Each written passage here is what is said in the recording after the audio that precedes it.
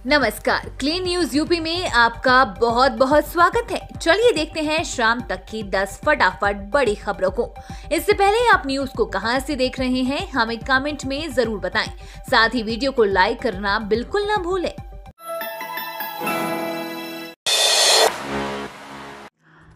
विदेश के बाद अब घरेलू उद्योग घरानों को साधेगी क्योंकि सरकार ग्लोबल इन्वेस्टर समिट से पहले दुनिया के 16 देशों में रोड शो का 7 करोड़ 12 लाख रुपए के करार के बाद अब राज्य सरकार घरेलू निवेशकों पर फोकस करेगी। राज्य सरकार की तरफ से देश में होने वाले रोड शो के लिए 7 शहरों को चुना गया है। इन शहरों में मुख्यमंत्री योगी आदित्यनाथ और मंत्री उद्योगपतियों को यूपी में निवेश के लिए आमंत्रित करेंगे। योगी मुंबई में टाटा समूह, रिलायंस इंडस्ट्रीज, महिंद्रा गोदरेज, आदित्य बिरला समूह, बॉम्बे डाइंग, ब्रिटानिया, JSW ग्रुप, एशियन पेंट्स के अलावा बैंकिंग सेक्टर और फिल्म जगत की हस्तियों को प्रदेश में निवेश के लिए आमंत्रित करेंगे। अन्य दौरों में Adani group, Hiranandani group, Nestle, Coca Cola, Maruti Suzuki, Ashoka Leyland, Goenka group, Oswal industries आदि बड़े औद्योगिक समूहों से वार्ता करेंगे। कब्रिस्तान की जमीन पर योगी का चला बुलडोजर, 3 मकान ध्वस्त। बागपत में प्रशासन व पुलिस की टीम ने कब्रिस्तान में बने मकानों पर बुलडोजर चला दिया है। कार्यवाही के दौरान महिलाओं ने हंगामा किया, जिस पर सीओ ने उनके खिलाफ मुकदमा दर्ज करने की बात कही तो उनके साथ महिलाओं की नोक झोंक होने लगी। इसके बाद पुलिस ने उन सभी महिलाओं को वहां से हटा दिया। वहां प्रशासन और पुलिस ने मकान तोड़ने के साथ ही दोबारा निर्माण करने पर कार्यवाही की चेतावनी दी है। नगर की नई बस्ती केतीपुरा में भूमाफिया ने कब्रिस्तान पर प्लॉट काट कर बेच दिए और लोगों ने वहां मकान बना डाले। इसकी सूचना प्रशासन को लगी तो मंगलवार को टीम कार्यवाही करने पहुंच गई। टीम ने बुलडोजर चलवाया और कब्रिस्तान में बने 3 मकानों और कई 4 दीवारी को ध्वस्त कर दिया। यूपी नगर निकाय चुनाव की नई तारीख आई। यूपी सरकार गठित करेगी ओबीसी आरक्षण के लिए आयोग। उत्तर प्रदेश में इलाहाबाद हाई कोर्ट की लखनऊ बेंच ने निकाय चुनाव को लेकर बड़ा फैसला दिया। बार बार बढ़ रही तारीखों के बीच कोर्ट ने सुनवाई पूरी की और अपना फैसला सुना दिया। उच्च न्यायालय का फैसला आने के बाद राज्य में सियासी घमासान मच गया है। हाई कोर्ट ने अपने फैसले में कहा कि चुनाव बिना ओबीसी आरक्षण के आयोजित होगा। कोर्ट ने प्रदेश सरकार को बिना आरक्षण निकाय चुनाव के लिए अधिसूचना जारी करने के निर्देश दिया है। इसके बाद से विपक्षी दल योगी सरकार पर हमलावर है। मुख्यमंत्री योगी आदित्यनाथ ने कहा कि यूपी सरकार नगरीय निकाय सामान्य निर्वाचन के परिप्रेक्ष्य में एक ओबीसी आरक्षण के लिए आयोग गठित करेगी। इस आयोग की देखरेख में ओबीसी आरक्षण देने की प्रक्रिया तय की जाएगी। यूपी में होगी 8000 स्टाफ नर्सों की भर्ती। प्रदेश के राज्य चिकित्सा महाविद्यालयों में स्टाफ नर्सों को 8000 पदों पर भर्ती की जाएगी। 4 वर्षों तक हर साल करीब 2,000 स्टाफ नर्सों की भर्ती होगी। पहले चरण में 1790 स्टाफ नर्सों के पदों पर भर्ती को हरी झंडी भी दे दी गई है। अगले 3 महीने के अंदर ही ये भर्ती होगी और इसके लिए लिखित परीक्षा कराने का जिम्मा संजय गांधी PGI को दिया गया है। तीसरे महत्वपूर्ण फैसला ये लिया गया है कि दवा व उपकरण की खरीद के लिए संजय गांधी PGI की तर्ज पर हॉस्पिटल रिवॉल्विंग फंड व पैथोलॉजी, रेडियोलॉजी तथा अन्य जांचें उपलब्ध कराने के लिए इन्वेस्टिगेशन रेडरिंग फंड की व्यवस्था किए जाने को भी हरी झंडी दे दी गई है। देश की पहली वाटर स्मार्ट सिटी होगी काशी। वाराणसी देश की पहली वाटर स्मार्ट सिटी बनेगी।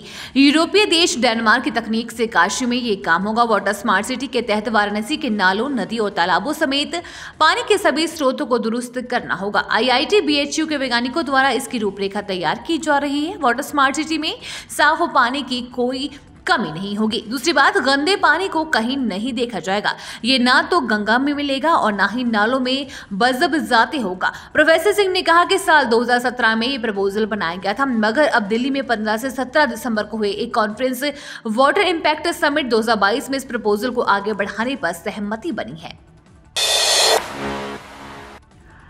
अंबेडकर नगर में लगेगा plastic removal plant. Ambedkar Nagar में ODF प्लस योजना के तहत गांव में इधर उधर पड़े प्लास्टिक कचरे का उपयोग करने के लिए प्रत्येक ब्लॉक में प्लास्टिक रिमूवल प्लांट लगेगा। ग्राम सभा में एकत्रित किए गए कचरे को प्लांट पर ले जाया जाएगा।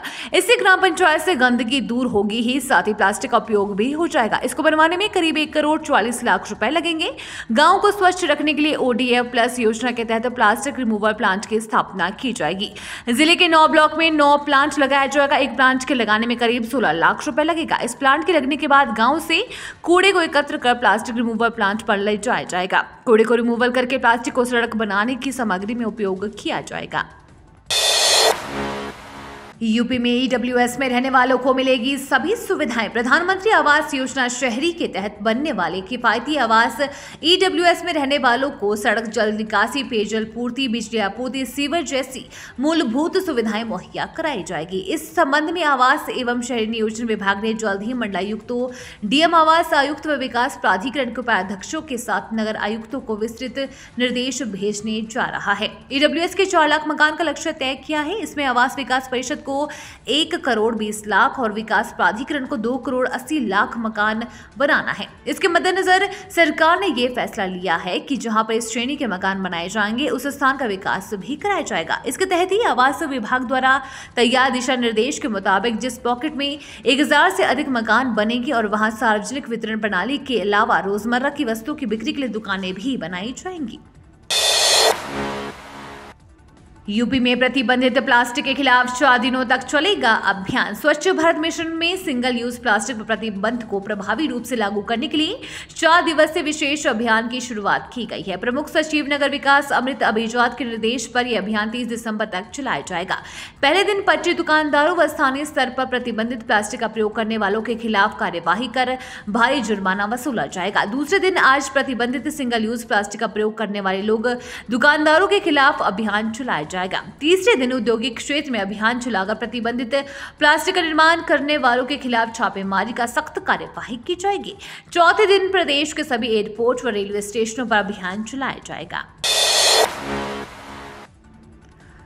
राशन लेने के लिए कार्ड धारकों को करना होगा ये काम, कोटेदारों को जारी हुआ निर्देश। कोरोना के नए वेरिएंट की आशंका को देखते हुए अब सभी कार्ड धारकों को ई-पॉश मशीन पर उंगलियों के निशान देने से पहले हाथ धोना होगा। यह हाथ को सैनिटाइज करने के बाद ही उंगलियों के निशान लिए जाएंगे। वहीं पहले की तरह एक बार फिर से टोकन व्यवस्था को भी सख्ती से लागू किया जाएगा। जिला पूर्ति कार्यालय ने राशन वितरण के दौरान कुछ इस तरह के निर्देश सभी कोटेदारों को जारी किए हैं। साथ ही पर्याप्त सतर्कता बरतने के निर्देश जारी किए हैं। संक्रमण को रोकने के लिए कार्ड धारकों को बायोमेट्रिक प्रमाणीकरण से पहले अपने हाथ को सैनिटाइज करना होगा या फिर साबुन से हाथ धोकर बायोमेट्रिक प्रमाणीकरण करना होगा। बर्फीली हवाओं ने यूपी को गलन भरी ठंड से किया बेहाल। बर्फीली हवाओं ने उत्तर प्रदेश को भी गलन भरी ठंड से बेहाल करना शुरू कर दिया है। पिछले 24 घंटे में तमाम शहरों में अधिकतम और न्यूनतम तापमान में भी भारी गिरावट दर्ज की गई है। प्रदेश में अयोध्या सबसे ठंडा रहा। यहाँ न्यूनतम तापमान 4.5 डिग्री सेल्सियस रिकॉर्ड किया गया है। वहीं अधिकतम तापमान 18.5 डिग्री पहुंच गया है। यह सामान्य से करीब 2.7 डिग्री सेल्सियस कम है। राजधानी लखनऊ में भी बर्फीली ठंड ने दस्तक दी है। ये तो थी शाम तक की बड़ी खबरें। रोजाना उत्तर प्रदेश की ताजा खबरों के लिए क्लीन न्यूज यूपी को सब्सक्राइब कर बेल आइकन को दबाना बिल्कुल ना भूलें। धन्यवाद।